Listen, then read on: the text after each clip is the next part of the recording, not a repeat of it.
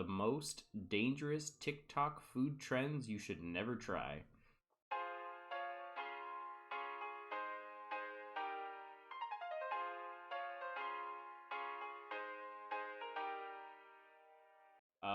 And I'm actually really excited about this article because this is something that has popped up a lot over the last several years, and maybe it's always been around.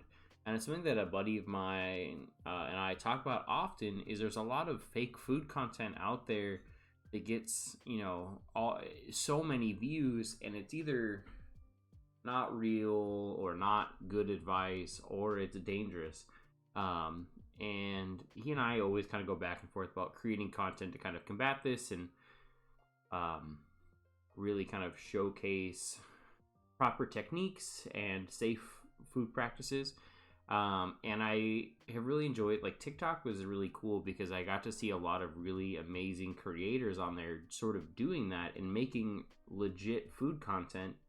And it is unfortunate that a lot of the times a lot of these kind of creators get drowned out by, you've got the 5-minute crafts, but of the food world. There is a really good YouTube channel that covers a lot of those, and I can never remember her name, unfortunately, but she's amazing. And if I can think of the name, I've been uploading these onto YouTube, and if I can think of the name by then, I will put a link to their channel in the comments, and then I'll also post it in the Discord for anybody curious, because her videos are great, and she really does a good job of showcasing why some of these are super dangerous. But let's dig into it, because I'm curious, because there's I see a lot of TikTok trends regarding food, and some of them I thought were intended to be memes. But I guess there are people out there that would try them. So let's see. If you're on the food, what is sleepy? Wait, hold on. So I'm getting ahead of myself. What is sleepy chicken? If you're on the food side of TikTok, your feed has been filled with tasty viral dishes like baked feta pasta, pesto eggs, and salmon rice bowls. Occasionally, some dangerous food trends make their way onto TikTok. This is true. I remember people eating like chicken that was raw and stuff like that. A lot of times those videos get taken down pretty quick.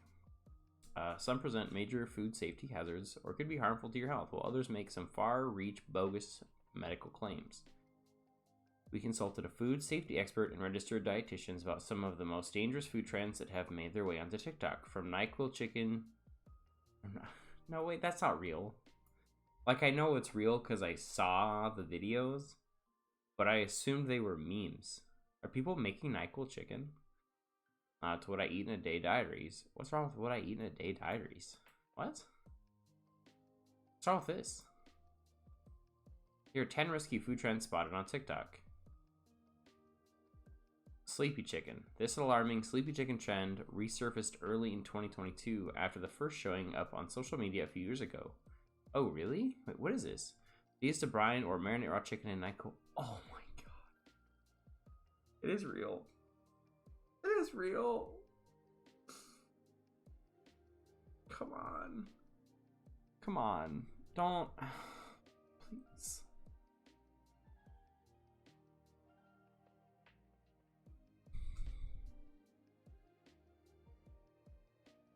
Sorry. Are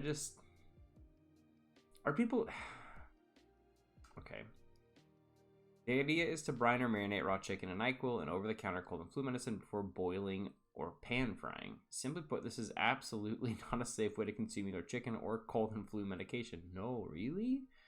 Most of the videos show content creators using upwards of half a bottle, which is a far greater than the recommended dose. Arb Street points out, I wonder where the credit, like, at what point does this make the creators liable for promoting this? Like, if somebody does this and gets sick and dies, is the content creator liable? I honestly don't know. So if y'all know, let me know. I know there have been stuff in the past, and I don't remember what the outcome is. So I'm really curious. Also, most of the chicken appears very undercooked, especially when boiling times is a little 5 minutes. There's a clear food safety concern as the minimum safe internal temp for chicken is 165 degrees Fahrenheit, she points out. From a medical safety standpoint, it's hard to tell what the actual ingested amount of NyQuil would be if you were to ingest this chicken, but it's very likely exceeds with recommended doses. Yeah. Plus, boiling a medication increases its potency. That's crazy.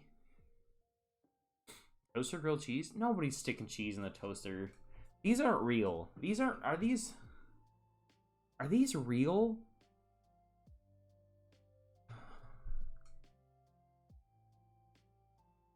Okay. You can't put cheese in your toaster. That's gonna just catch on fire. TikTok is filled with hacks on how to make things better and faster, so that's probably how the idea of sticking a cheese sandwich in a toaster to yield grilled or toasted cheese came about. However, a food safety rule of thumb is to always use equipment for its intended purposes. Yeah. Toasters aren't designed to act as a panini press, and trying to use one to make a grilled cheese sandwich can spark a kitchen fire. No duh. Honestly, like, if you're too lazy to use a pan, like, you can toast these bad boys in an oven. Why are you sticking it in your toaster, bro? That's... Okay. I'm gonna freak out by the end of this article, I think. Washing raw chicken. What? If you love tuning into... What? Like just rinsing it off? Why is this bad? If you love tuning into TikTok for recipes, you may have come across a tutorial that starts with the creator washing their chicken breast, but this is actually a food safety no-no. When you wash raw chicken or any other type of raw meat in your sink, pathogens on the chicken hit you right on the splashing water and spread to every surface nearby, including the sink and nearby counter space. In other words, by washing raw chicken, you could potentially contaminate your sink, counter, and other surfaces, things like nearby utensils with salmonella or other bacteria. While you could spend time cleaning and sanitizing your sink and countertop after rinsing chicken, it's much easier to prevent their contamination in the first place. There is no good reason to wash raw meat. Washing does not eliminate any pathogens and increases the risk. Okay, I don't fully agree with, like, I'm not washing my raw chicken. However, like, I am, you know, if I have a full bird and I cut it on a cutting board, there's gonna be pieces of raw chicken, and then I wash the cutting board, so the same thing happens. Like, this one is a little silly. Like, you don't need to wash the chicken in the first place. However, if you do brine the chicken, you're gonna want to wash the salt solution off, so you are rinsing that off. But as a whole, like, this is gonna happen from washing my knife that I used to cut it, my cutting board, you know, all that kind of stuff. So of course I'm sanitizing my surfaces afterwards anyway. Like, that's common sense. I don't fully agree with this one. However, if it's not a brine chicken and you're just washing it because you think that, like, you're gonna wash off the salmonella, like, that's stupid. But I don't agree with, like, this is just a bizarre one. Nacho tables. What?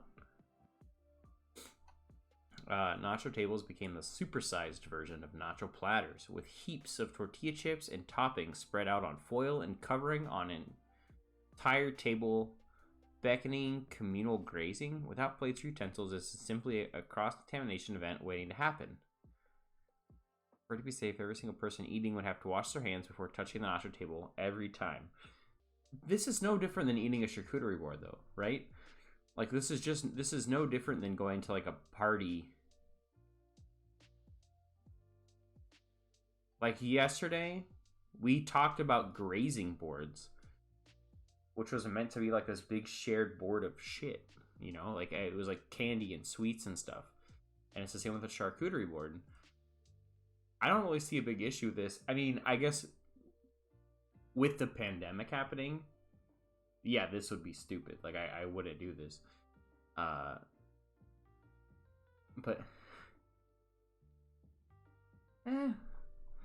what I eat in a day videos. The trend of content. I feel like we started with, like, you know, the NyQuil chicken, and I was slowly getting, like, less and less worse.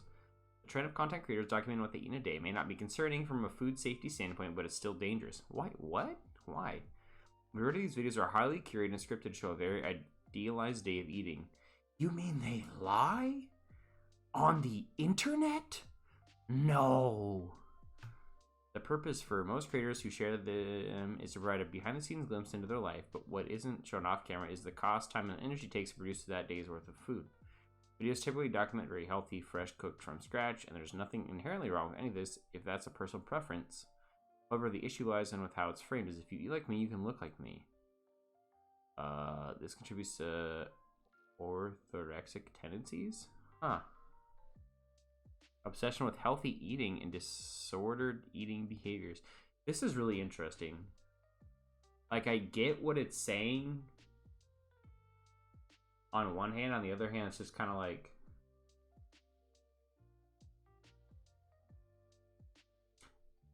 From the influencer point, where it's just like, oh, you know, if you eat this, you know, you'll be, you know, you'll have a banging bod like me. But also, like, I don't think there's anything wrong with, like, sharing what you've eaten for the day. And I don't think there's anything wrong with eating healthy, fresh, cooked from scratch food. Like, I don't really understand. This statement doesn't make sense to me. Neither does this. Like, yeah, sure, it takes energy and time to make food. Not everybody has time to do that, which I fully understand. But the last part, they got me in the last part. That makes sense. A glut of energy drinks. Could it be me? It couldn't be me. I feel called out. What is SpawnCon?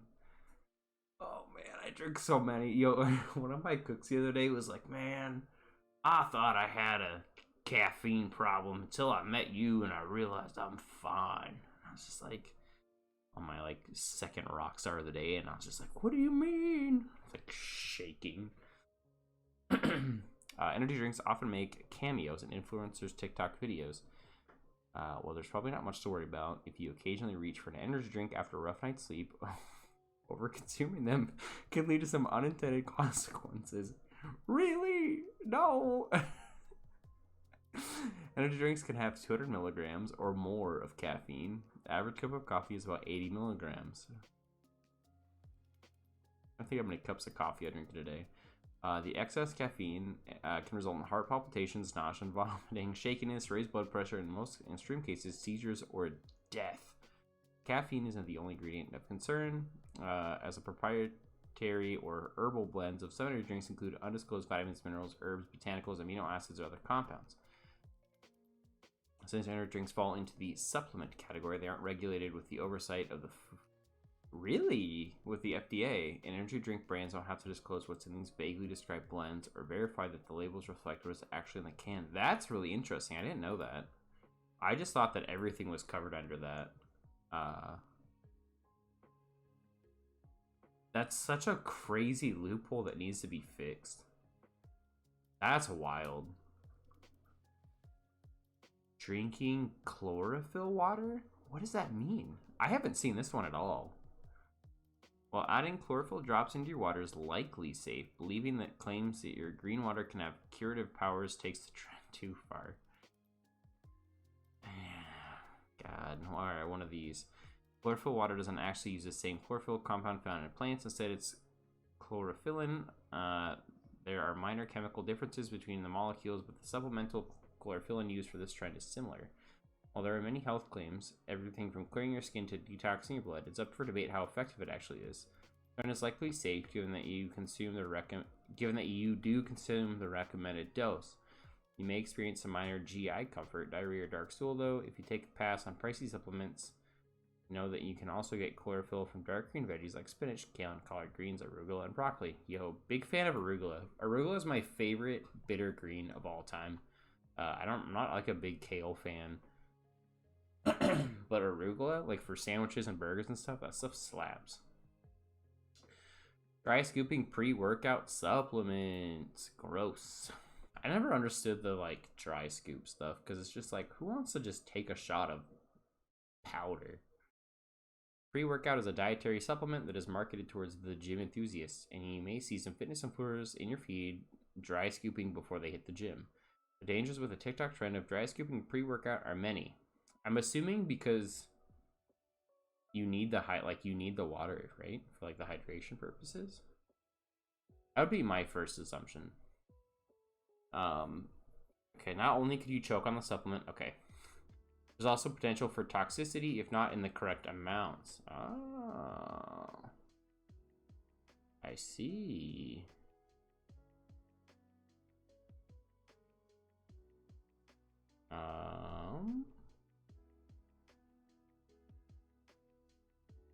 Alright, where are we? For example, caffeine can be dangerous in high doses and cause heart problems, trouble breathing, and even death. The average amount of caffeine in pre-workout ranges from 100 milligrams to 400 milligrams.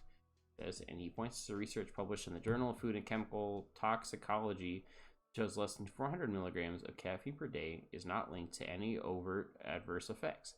Bottom line is that you should be aware of the ingredients in your pre-workout supplement and make sure to drink it with water. Yeah, again, I don't really understand the whole dry scoop thing and like why that, like, because a lot of people do like those dry scoops of G Fuel too, and I'm just like, that sounds terrible. Squeezing lemon in coffee? What? Will squeezing lemon in your coffee help expedite weight? Oh, okay. I was just like, cares? Why is this? But I guess if it's marketed that way. If some on TikTok claims, sorry, there's no evidence to support that the theory, but the Cleveland Clinic points out that doing so could cause heartburn and over time harm your tooth enamel. That's not good. As for the weight loss potential, lemons do have some nutritional value. A wedge of lemon has about 6% of the daily value for vitamin C, but adding them to your coffee doesn't have much nutritional significance, he says. While coffee does increase the number of calories you burn at rest, a cup of joe will not outweigh a healthy diet and daily physical activity. That's crazy. Why would you think that just putting some lemon in your coffee? But I am curious to know what that would taste like, because it sounds awful. Putting garlic in your... What is this? What? I've only seen like half these trends. What is this? Some on TikTok have claimed that putting a clove of garlic in your nostril will clear out your sinuses, but this is a horrible... Yeah, it is. It could get stuck up there. Only a physician should insert an object in your nose for medical purposes. Looking to clear out your sinuses, she recommends a humidifier, nasal saline spray, or placing a warm towel on your face. Save your garlic for the next iteration of baked feta pasta. Yeah, what the heck? People are really just... Like, this is probably just, like, someone's mom's, like, you know, like, great-great-great-great-grandma swears that this worked back in the day. And it's just, like, this old archaic thing. That's crazy. That's wild. How many of these? Okay. So there's 10 of these? 1, 2, 3, 4, 5. I think I only heard like 6 out of these 10. And I feel like it got, like, it started really insane with the NyQuil chicken and the grilled cheese, and then it kind of was like pretty tame for a little bit, and then it like really ramped back up with this like last couple. But that was the most dangerous TikTok food trend you should ever try.